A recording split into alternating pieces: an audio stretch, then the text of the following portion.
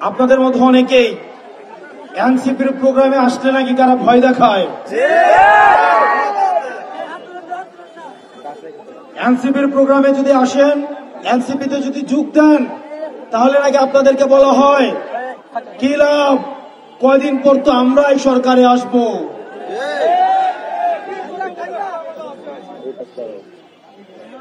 আমাদের এনসিপির কোন নেতা কর্মীর গায়ে, এনসিপির কোন নেতা কর্মীকে যদি ভয় দেখানো হয়, আমরা স্পষ্ট করে বলছি এনসিপির নেতা কর্মী রাস্তায় আছে বলে আমরা হচ্ছি নেতা। সুতরাং আমার এনসিপির প্রান্তিক পর্যায় থেকে শুরু করে উপজেলা ইউনিট, জেলা ইউনিট এবং আমাদের সেন্ট্রালের প্রত্যেকটা নেতা কর্মীর জন্য আমরা প্রত্যেকেই জীবন দিতে প্রস্তুত। আপনারা নির্ভয়ে কাজ করুন। যদি কোনো ভয়ভীতি দেখানো হয় সেটা আমাদেরকে জানাবেন, শুধু ঢাকা থেকে আসতে যতক্ষণ সময়।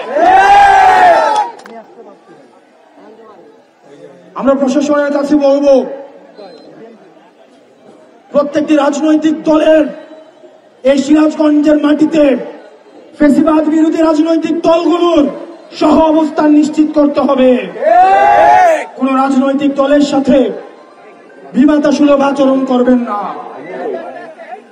আমরা শুনতে পাচ্ছি ডিসি অফিসগুলো, এসপি অফিসগুলো অনেক বিশেষ রাজনৈতিক দলের দলীয় কার্যালয়ে পরিণত হচ্ছে। ডিসিএসপিদের কল্যাণের জন্যই বলবো, আপনারা বাংলাদেশপন্থী ডিসিএসপি হন, আপনারা জনগণপন্থী ডিসিএসপি হন, কারণ দিন শেষে ক্ষমতার উৎস হচ্ছে জনতা। কোন রাজনৈতিক দল যখন পতন শুরু হয় আপনাদেরকে বাঁচাতে আসবে না। দিল্লি থেকে মাদার অফ টেরর এখন আপনাদেরকে বাঁচাইতে আসে না।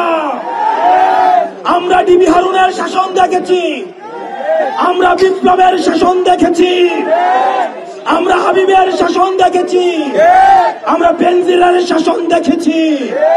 আপনারা বেনজির হয়েন না, আপনারা বিপ্লব হয়েন না, আপনারা ডিবি হারুন হয়েন না, কারণ আবাবিল পাখির মতো একটা না একটা নাইট সার্জিস আবার রাস্তায় নেমে আসবে।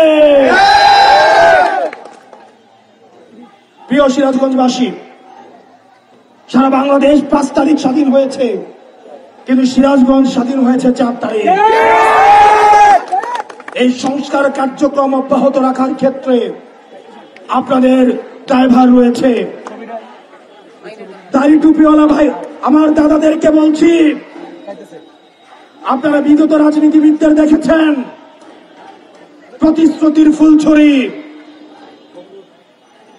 আমাদের মা বোনদের বলছি, স্কুল পড়ুয়া শিক্ষার্থীদেরকে বলছি, আপনাদের ভবিষ্যৎ সামনে পড়ে রয়েছে।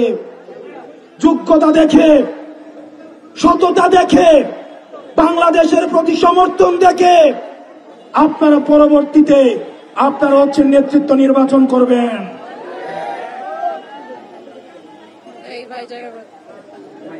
আমরা দেখেছি 3 অগস্ট গতকালের আমার একটা বক্তব্যে বসুন্ধরার মিডিয়া খুব বেরাজ হয়েছে। আমি ভয় পাই না, আমি বলবো, আমি আবার বলবো, আমি বলতেই থাকবো। আমার বলা আপনি থামাইতে পারবেন না।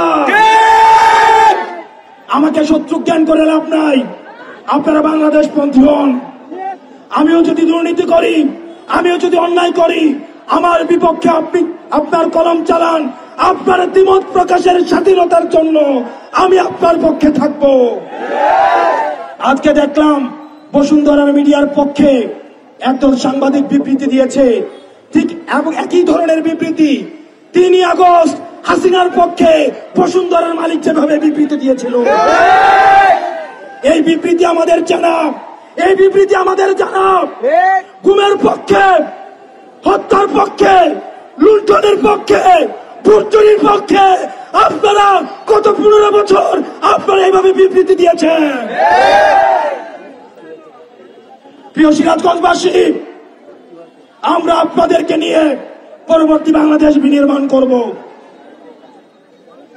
আপনাদের সামনে আমাদের সেন্ট্রাল কিছু নেতৃত্ব আপনাদের হাতে তুলে দিয়ে যাচ্ছি।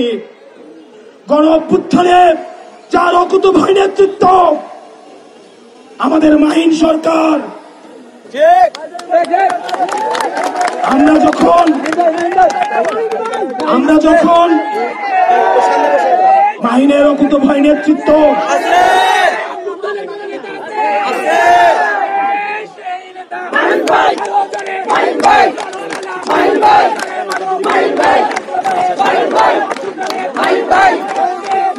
আমরা বিশ্বাস করি হাসিনা মাহিনদের টাকা দিয়ে কিনতে পারে নাই, হাসিনা মাহিনদের ক্ষমতা দিয়ে কিনতে পারে নাই। পরবর্তীতে এই মাহিনীদের হাতে যতদিন আছে দেশ, ততদিন নিরাপদে থাকবে বাংলাদেশ। আপনাদের হাতে আমরা সাইফ ভাইদেরকে তুলে দিয়ে যাচ্ছি,